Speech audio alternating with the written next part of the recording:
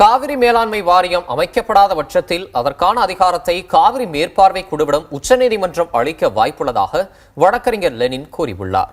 இதுகுறித்து செய்தியாளர் நிரஞ்சன் அவரோடு நடத்திய கலந்துரையாடலை இப்போது பார்க்கலாம்.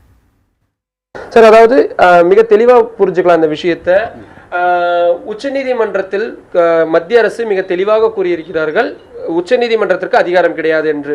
நிஜமாகவே உச்சநீதிமன்றத்துக்கு அதிகாரம் கிடையாதா, அல்லது ஏதேனும் ஒரு சிறப்பு அதிகாரத்தை பயன்படுத்தி இந்த விவகாரத்தில் காவிரி மேலாண்மை வாரியம் அமைக்க உச்சநீதிமன்றத்தால் உத்தரவிட முடியுமா? மத்திய அரசுக்கு அதற்கான அறிவுறுத்தலை கொடுக்க முடியுமா? மத்திய அரசு தன்னுடைய நிலைப்பாட்டில் இன்று வரைக்கும் தெளிவில்லாத ஒரு சூழ்நிலையில் தான் நாம் பார்க்கின்றோம்.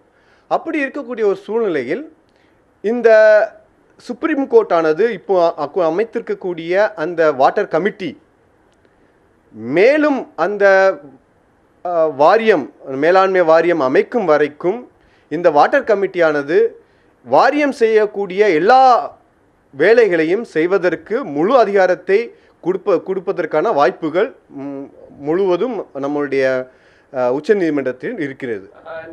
நீங்கள் கூறியதிலிருந்தே தான் இன்றைய தினம் உச்சநீதிமன்றத்தில் நீதிபதிகள் தெரிவித்தது, அந்த ஃபைனல் வெர்டிக்ட் என்று சொல்லப்படக்கூடிய காவிரி நடுவர் மன்ற தீர்ப்பு வழங்கிய அந்த இறுதி தீர்ப்பின் அடிப்படையில் தான் நாங்கள் இந்த உத்தரவுகளை பிறப்பிக்கின்றோம். 2007 இந்த காவிரி மேலாண்மை வாரியம் அமைக்கப்படவில்லை, எனவே அதற்காகத்தான் அமைக்கின்றோம். நீங்கள் கூறியது போல நாங்கள் 3 நீதிபதிகள் கொண்ட அமர்விற்கு ஒருவேளை இந்த வழக்கினை மாற்றலாம். அப்படி 3 நீதிபதிகள் கொண்ட அமர்விற்கு மாற்றும் பொழுது 2 நீதிபதிகள் தான் கொடுக்க முடியாது என்று இருக்கின்றது.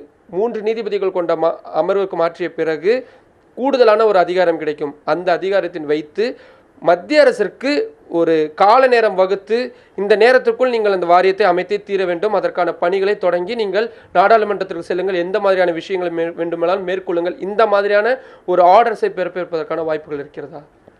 அந்த மத்திய அரசை கட்டாயப்படுத்தக்கூடிய வாய்ப்பு என்பது 2 மாநிலங்களும் முன்வரும்போது இருக்கின்றது.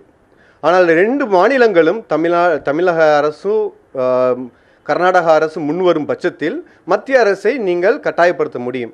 ஆனால் இந்த 2 அரசுடைய நிலைப்பாடு இன்னைக்கு சரியில்லாத ஒரு சூழ்நிலையில் இருக்கும்போது தான் மத்திய அரசு காலதாமதம் படுத்தி கொண்டிருக்கின்றது. ஆனால் கட்டாயப்படுத்துவதற்கான வாய்ப்பு என்பது குறைவு.